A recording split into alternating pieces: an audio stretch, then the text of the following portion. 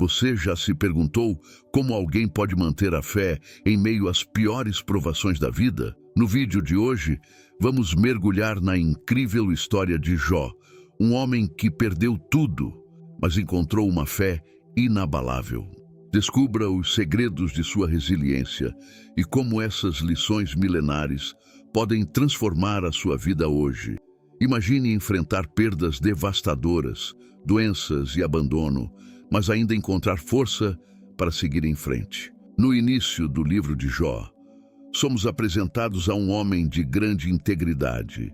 Jó é descrito como um homem na terra de Uz. Jó 1:1. Ele era íntegro e reto, temente a Deus e que se desviava do mal. Significa que Jó vivia uma vida de obediência a Deus, rejeitando qualquer forma de maldade. Sua reputação era impecável, sendo respeitado por todos ao seu redor. Jó não era apenas justo em sua conduta, ele também era um homem extremamente abençoado em termos materiais. A Bíblia nos diz que ele possuía uma grande família, com 7 filhos e 3 filhas. Jó 1:2. Em uma época em que ter muitos filhos era visto como um sinal de bênção divina, a família de Jó destacava-se como uma prova visível de seu favor perante Deus. Além de sua grande família, Jó era também um homem de vasta riqueza. Ele possuía 7.000 ovelhas, 3.000 camelos, 500 juntas de bois e 500 jumentas. Jó 1:3. Sua riqueza não era apenas medida em termos de posses materiais, mas também pelo grande número de servos e trabalhadores que ele empregava. Jó era considerado o homem mais rico de todos do Oriente. A riqueza e a prosperidade de Jó não o afastaram de Deus. Pelo contrário, ele era profundamente devoto e cuidadoso em sua vida espiritual. Jó tinha o hábito de interceder por sua família, oferecendo sacrifícios a Deus regularmente. A Bíblia nos conta que quando se completavam os dias de seus banquetes, Jó chamava seus filhos e os santificava. Levantava-se de madrugada e oferecia holocaustos segundo o número de todos eles, pois dizia: talvez meus filhos tenham pecado e blasfemado contra Deus em seu coração. Jó fazia isso continuamente. Jó 1:5. Essa prática de Jó revela sua preocupação com a pureza espiritual de sua família. Ele não assumia que a riqueza e a prosperidade garantiam a bênção divina. Em vez disso, Jó entendia que a verdadeira segurança vinha de uma vida dedicada a Deus e à intercessão contínua. A integridade, a prosperidade e a devoção de Jó o tornaram uma figura respeitada e admirada por todos ao seu redor. Ele era conhecido por sua sabedoria e justiça, muitas vezes agindo como um conselheiro e juiz para sua comunidade. Jó era visto como um exemplo a ser seguido, alguém que demonstrava que a verdadeira prosperidade vinha de uma vida de obediência e devoção a Deus. Além de sua devoção pessoal, Jó era conhecido por sua generosidade e justiça em suas interações com os outros. Ele cuidava dos necessitados, defendia os direitos dos oprimidos e era uma figura de justiça em sua comunidade.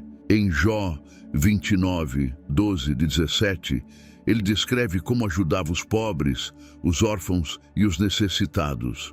Porque eu livrava o pobre que clamava, e também o órfão que não tinha quem o ajudasse. A bênção do que estava prestes a perecer vinha sobre mim, e eu fazia rejubilar-se o coração da viúva. Eu me cobria de justiça, e ela me servia de veste. Como manto e turbante era a minha justiça.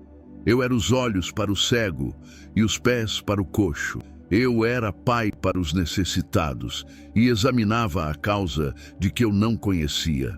Eu quebrava os queixos do perverso e arrancava a presa dos seus dentes. Esses versículos mostram que Jó não era apenas um homem rico, mas também um defensor da justiça e um exemplo de compaixão e generosidade. Ele usava sua riqueza e influência para fazer o bem e para servir aos outros, vivendo de acordo com os princípios de Deus. A história de Jó toma um rumo dramático quando um diálogo ocorre no céu entre Deus e Satanás. Deus, em sua sabedoria, aponta para Jó como um exemplo de integridade e devoção, dizendo: "Observaste o meu servo Jó, porque ninguém há na terra semelhante a ele, homem íntegro e reto, temente a Deus e que se desvia do mal."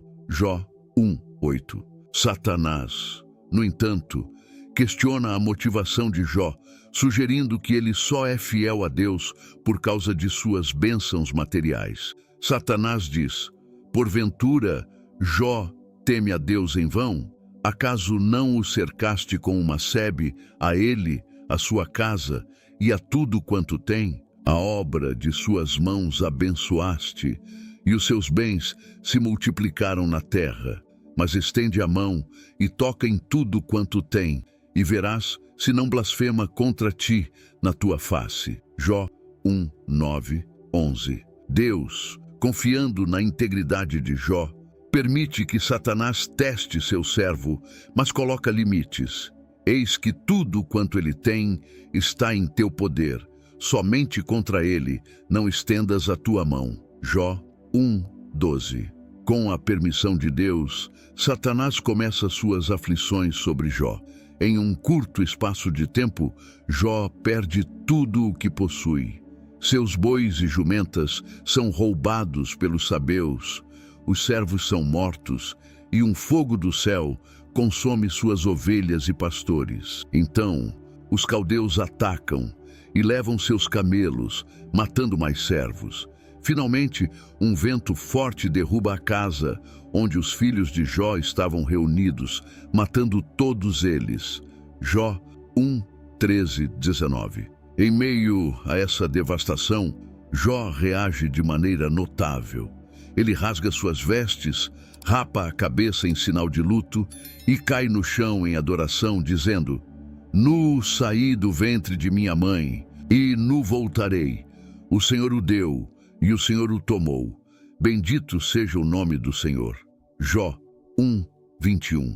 A Bíblia nos diz que em tudo isso, Jó não pecou, nem atribuiu a Deus falta alguma. Jó 1:22. Não satisfeito, Satanás volta a desafiar Deus, afirmando que Jó só manteve sua integridade porque não foi afetado fisicamente. Ele diz: "Pele por pele, tudo quanto o homem tem dará pela sua vida. Estende, porém, a tua mão e toca-lhe nos ossos e na carne, e verás se não blasfema contra ti na tua face."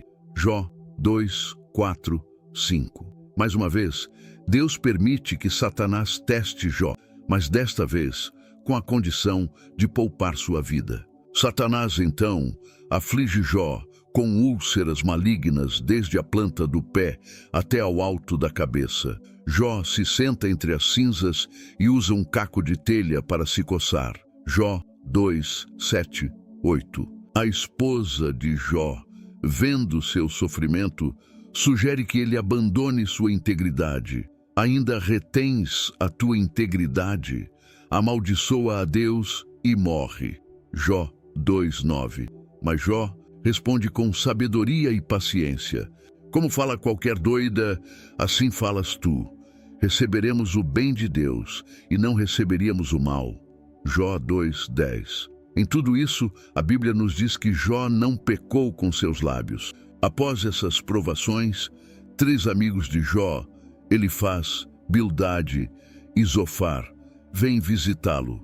Eles chegam com a intenção de consolar Jó, mas, ao verem seu sofrimento, rasgam suas vestes, colocam pó sobre suas cabeças e se sentam com ele no chão por 7 dias e 7 noites, sem dizer uma palavra, pois viam que a dor era muito grande. Jó 2:11, 13. Após esse período de silêncio, Jó finalmente quebra o silêncio e lamenta seu nascimento. Ele amaldiçoa o dia em que nasceu, desejando nunca ter visto a luz do dia. Jó 3:26. Jó expressa sua profunda angústia e desespero, questionando o propósito de seu sofrimento. Os amigos de Jó, inicialmente silenciosos e solidários, começam a falar e a debater com ele. Eles tentam explicar o sofrimento de Jó a partir de suas próprias perspectivas teológicas e filosóficas. Elifaz é o primeiro a falar, sugerindo que o sofrimento de Jó é uma disciplina de Deus e que ele deveria aceitar com paciência. Jó 4:5. Bildade e Zofar seguem com argumentos semelhantes, insistindo que Jó deve ter pecado e que ele precisa se arrepender para ser restaurado. Jó 8:11. Jó, em resposta, defende sua inocência e integridade.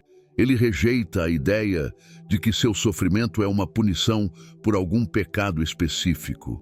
Jó mantém sua fé em Deus, mas questiona a justiça do que está acontecendo com ele.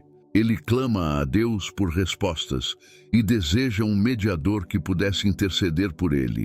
Jó 9, 10, 16, 17. O debate entre Jó e seus amigos continua por vários capítulos, com cada amigo apresentando suas opiniões e Jó respondendo. Elifaz, Bildade e Zofar insistem na ideia de que o sofrimento de Jó deve ser consequência de algum pecado oculto, enquanto Jó continua a afirmar sua inocência e a clamar por uma audiência direta com Deus. Após os debates entre Jó e seus três amigos, um jovem chamado Eliú, que estava ouvindo a conversa, decide falar. Ele critica tanto Jó quanto seus amigos, sugerindo que ambos estão errados em suas abordagens. Eliú defende a justiça de Deus e argumenta que o sofrimento pode ser um meio de purificação e instrução. Jó 32:37. Finalmente, Deus responde a Jó a partir de um redemoinho. Em um discurso majestoso, Deus questiona Jó sobre a criação e os mistérios do universo, destacando a infinita sabedoria e poder divinos. Deus pergunta a Jó: onde estavas tu quando eu fundava a terra? Faze-mo saber se tens entendimento. Jó 38:4. Deus continua a fazer perguntas que demonstram a complexidade e a majestade da criação, levando Jó a reconhecer sua própria limitação e a grandeza de Deus. Em resposta ao discurso de Deus, Jó se humilha e reconhece a soberania e a sabedoria divinas.